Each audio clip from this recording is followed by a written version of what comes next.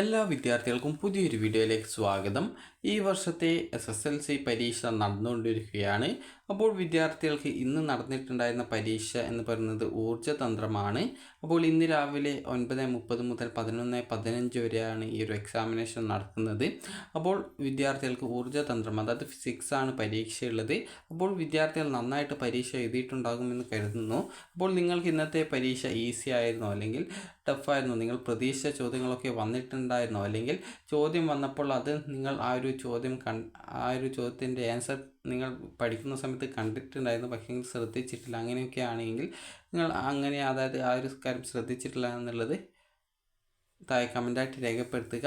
അപ്പോൾ അതിനുശേഷം വിദ്യാർത്ഥികൾ ശ്രദ്ധിക്കേണ്ട പ്രധാനപ്പെട്ട കാര്യം, ഏതായാലും ഈ ഒരു ഊർജ്ജതന്ത്രം പരീക്ഷ, അതായത് ഫിസിക്സ് പരീക്ഷ ഏതായാലും നിങ്ങൾ ഇന്ന് എഴുതി കഴിഞ്ഞു. അപ്പോൾ ഈ ഒരു പരീക്ഷ എഴുതിയ ശേഷം നിങ്ങൾക്ക് ഈ ഒരു പരീക്ഷ എങ്ങനെയാണ്, ഈസി ആയിട്ടാണ് ഉണ്ടായിരുന്നത്, അതുപോലെ നിങ്ങൾക്ക് A+ ലഭിക്കാൻ സാധ്യതയുണ്ടോ, അല്ലെങ്കിൽ ഏത് ഗ്രേഡാണ് ലഭിക്കാൻ നിങ്ങൾ പ്രതീക്ഷിക്കുന്ന സാധ്യത എന്നുള്ളത് നിങ്ങൾ താഴെ കമൻ്റായിട്ട് രേഖപ്പെടുത്തുക. അതുപോലെ തന്നെ വിദ്യാർത്ഥികൾ ശ്രദ്ധിക്കേണ്ട കാര്യം, ഈ ഒരു പരീക്ഷ ഇന്ന് ഏതായാലും നിങ്ങൾ എഴുതി കഴിഞ്ഞു. അപ്പോൾ അതുകൊണ്ട് തന്നെ ഇനി ആ ഒരു പരീക്ഷയുടെ കാര്യത്തിൽ ഇനിയൊന്നും ചെയ്യാനില്ല. അപ്പോൾ അതുകൊണ്ട് തന്നെ വിദ്യാർത്ഥികൾ ശ്രദ്ധിക്കുക. അതിന് നിങ്ങൾക്ക് മാർക്ക് കൂടുമോ അല്ലെങ്കിൽ അതായത് മാർക്ക് കുറയുമോ എന്നുള്ളതൊന്നും ആലോചിച്ച് വിദ്യാർത്ഥികൾ ടെൻഷൻ അടിക്കുകയോ അല്ലെങ്കിൽ വിഷമിക്കുകയോ ചെയ്യേണ്ട ആവശ്യമില്ല. കാരണം പല വിദ്യാർത്ഥികളും ചിലപ്പോൾ പരീക്ഷ കഴിഞ്ഞ ശേഷം ആ ഒരു പേപ്പർ നോക്കുന്ന സമയത്ത് ഈ ഒരു ഉത്തരം എനിക്ക് അറിയാമായിരുന്നു, എന്നാൽ ആ ഒരു പരീക്ഷ എഴുതുന്ന സമയത്ത് ഓർമ്മ വന്നിട്ടില്ല, അതായത് ഓർമ്മ വരാത്തത് കൊണ്ട് തന്നെ ആ ഒരു ചോദ്യത്തിൻ്റെ ഉത്തരം എഴുതാനായിട്ട് സാധിച്ചിട്ടില്ല, അതായത് എഴുതാനായിട്ട് പറ്റിയിട്ടില്ല എന്നുള്ളത് വിദ്യാർത്ഥികൾ പറയുന്ന പ്രധാനപ്പെട്ട കാര്യമാണ്.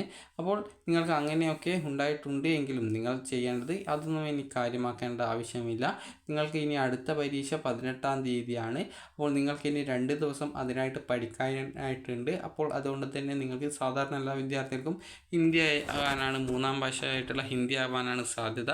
അതുപോലെ കുറേ വിദ്യാർത്ഥികൾക്ക് ജനറൽ നോളജ് ആ ഒരു എക്സാമിനേഷൻ ഉണ്ടായിരിക്കാം. അപ്പോൾ അതുകൊണ്ട് തന്നെ വിദ്യാർത്ഥികൾ ആ ഒരു പരീക്ഷയ്ക്ക് നന്നായിട്ട് പഠിക്കുക. നിങ്ങളെക്കൊണ്ട് പറ്റുന്ന രീതിയിൽ നിങ്ങൾക്ക് എത്രത്തോളം മാർക്ക് അതിന് വാങ്ങിക്കാൻ സാധിക്കുമോ അത്രത്തോളം നിങ്ങൾ പഠിച്ചിട്ട് വാങ്ങാനായിട്ട് ശ്രദ്ധിക്കുക. അപ്പോൾ അതിനുശേഷം വിദ്യാർത്ഥികൾക്ക് ഏകദേശം, അതായത് ഓരോ പരീക്ഷയുടെ ഇടയിലും നിങ്ങൾക്ക് ഒരു ദിവസമെങ്കിലും മിനിമം പഠിക്കാനായിട്ട് സമയം ലഭിക്കുന്നുണ്ട്. അതുകൊണ്ട് തന്നെ വിദ്യാർത്ഥികൾ ശ്രദ്ധിക്കേണ്ട കാര്യം, ഈ ഒരു ഊർജ്ജതന്ത്രം പരീക്ഷ, അതായത് ഫിസിക്സ് പരീക്ഷ കഴിഞ്ഞ ശേഷം നിങ്ങൾക്ക് ഈ ഒരു +1 പ്രവേശനം സയൻസ് ഗ്രൂപ്പാണ്, അതായത് ബയോളജി സയൻസ് അല്ലെങ്കിൽ ബയോളജി മാത്സ് അതുപോലെ കമ്പ്യൂട്ടർ സയൻസ് ഇതുപോലുള്ള കോഴ്സുകളിലൊക്കെയാണ് നിങ്ങൾക്ക് പഠിക്കാൻ താല്പര്യം ഉള്ളതെങ്കിൽ സയൻസ് വിഷയത്തിന് നിങ്ങൾക്ക് ഏറ്റവും കൂടുതൽ മാർക്ക് ലഭിക്കുകയാണെങ്കിൽ അതിന് നിങ്ങൾക്ക് പ്രവേശനം ലഭിക്കാനുള്ള സാധ്യത വളരെയധികം കൂടുതലാണ്.